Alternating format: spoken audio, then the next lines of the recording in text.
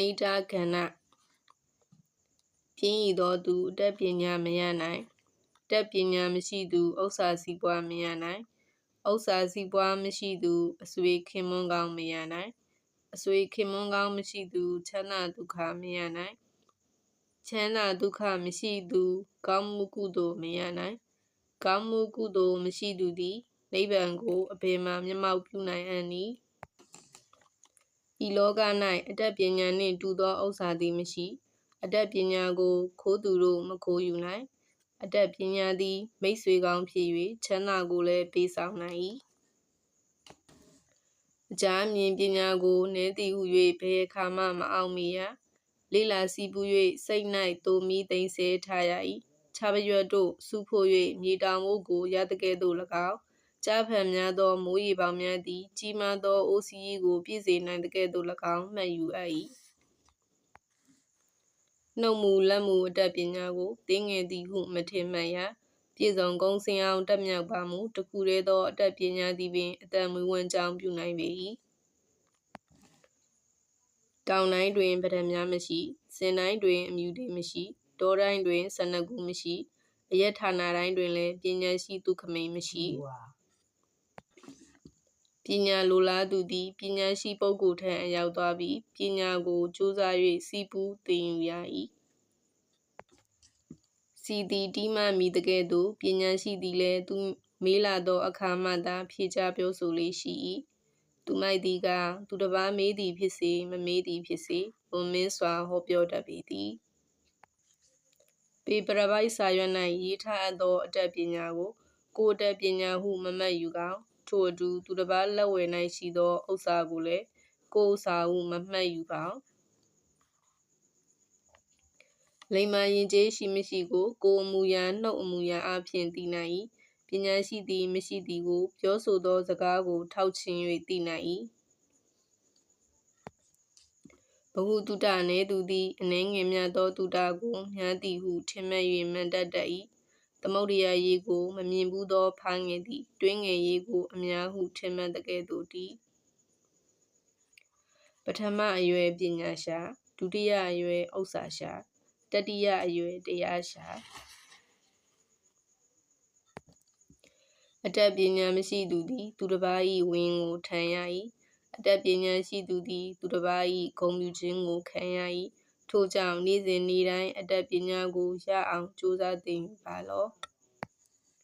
မိဘတို့သည်သားသမီးကိုငယ်စဉ်ကပင်အတတ်ပညာကိုသင်ပေးရ၏အတတ်ပညာကိုသင်မပေးခဲ့မူဟင်းသာတို့အလယ်၌ဥပြိုင်းငှက်သည်မတင့်တယ်တကဲ့သို့ပရိသတ်ဘိုးဘုံအလယ်၌မတင့်မတယ်ဖြစ်ရ၏အတတ်ပညာကင်းမဲ့သောကြောင့်သားနှင့်မိဘတို့သည်ရန်သူသဖွယ်ဖြစ်လာရတတ်၏စူးကိုအဘယ်သူချွန်၍ထပ်သနည်းသမင်မျက်လုံးကိုအဘယ်သူမျက်စင်းခတ်၍ကြည်လင်သနည်းရွှွညွန်၌ပေါက်သောကြာပန်းကိုအဘယ်သူရနံ့ထည့်၍ထုံမွေးသနည်း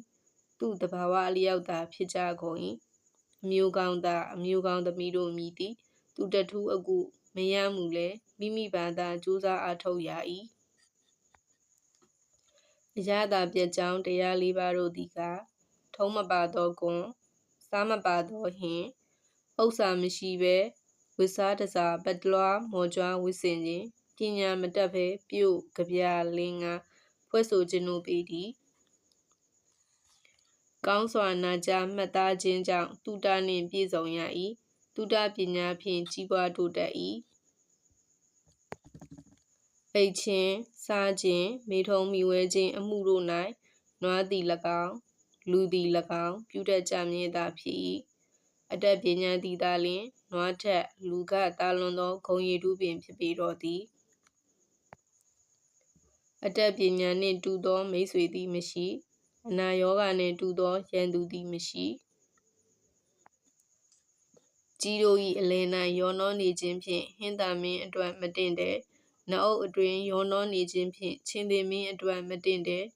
မြီးအုပ်အတွင်ရောနှောနေခြင်းဖြင့်သိမ်တော်မြင့်အတွက်မတင့်တယ်သူမိုက်တို့အလယ်၌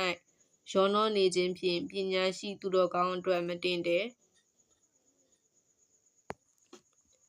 ရောင်မသည်ဟင်း၏အရသာကိုမသိတကဲ့သို့သူမိုက်သည်ပညာရှိအားအသက်ထက်ဆုံးစည်းကပ်ညာတော်လဲသူတော်ကောင်းတရားကိုမသိချေ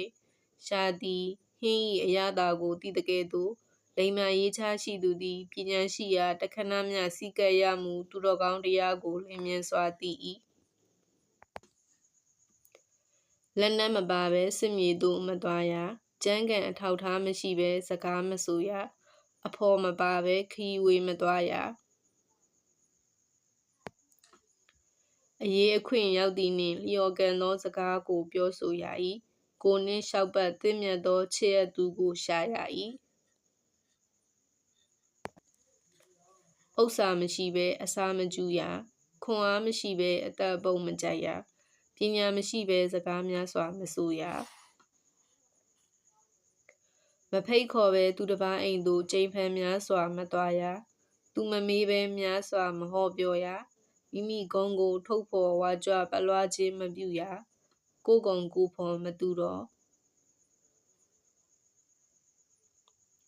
ရေမပြေသောအိုးသည်ဘောင်ပင်ခတ်တတ်၏ပညာနည်းသောသူသည်ထင်ရှားပြတတ်၏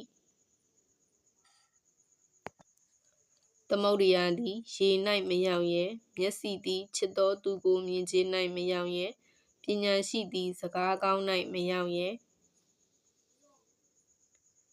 အစင်းအရွယ်ပြည့်စုံကြွယ်ဝသူပင်ဖြစ်လင်ကစားအတတ်ပညာမရှိလင်မတင့်တယ်ရနံ့ကင်းသောပေါက်ပွင့်နှင့်တူ၏နှိမ်ကြသူ၏သားပင်ဖြစ်လင်ကစားမင်းအမတ်ဖြစ်နိုင်၏သူမ၏သားပင်ဖြစ်လင်ကစားပညာရှိဖြစ်နိုင်၏ဥစ္စာမရှိသူ၏သားပင်ဖြစ်လင်ကစားကြွယ်ဝချမ်းသာနိုင်၏ထို့ကြောင့်ယောက်ျားတို့ကိုအထင်မသေးအပ်အတတ်ပညာကိုလိုသဖြင့်အထူးထူးအပြပြများစွာသင်ယူသောတပည့်သည်အိမ်မက်ကိုပြန်မပြောတတ်သောသူအားကဲ့သို့ထိုအတတ်ပညာကိုပြန်ဆိုခြင်းငါမစွမ်းနိုင်ရာအိုးလုတ်သူသည်အိုးကိုကွဲစေအောင်ရိုက်ခတ်ခြင်းမဟုတ်လှပတင့်တယ်ကောင်းမွန်စေရန်သာရိုက်ခတ်ခြင်းဖြစ်သည်ထိုနည်းတူစွာဆရာသည်တပည့်တို့ကိုထိခိုက်နစ်နာစေလို၍ဆုံးမခြင်းမဟုတ်အတတ်ပညာအကျိုးစီးပွားရစေရန်သာဆုံးမခြင်းဖြစ်၏တောင်ဇလပန်းကိုထုတ်သောပေါက်ဖက်သည်ထိုပန်း၏ရနံ့အတိုင်းပင်မွှေးကြံ၏ပညာရှိနှင့်ပေါင်းဖက်သောသူတို့ကိုလည်းထိုနည်းအတူပင်မှတ်အပ်၏ဟင်းသာတို့အလယ်၌ဗျိုင်းသည်မတင့်တယ်တကယ်သို့ပညာမရှိသူသည်လူပုံအလယ်၌မတင့်တယ်ပဏိတာကဏ္ဍပြီး၏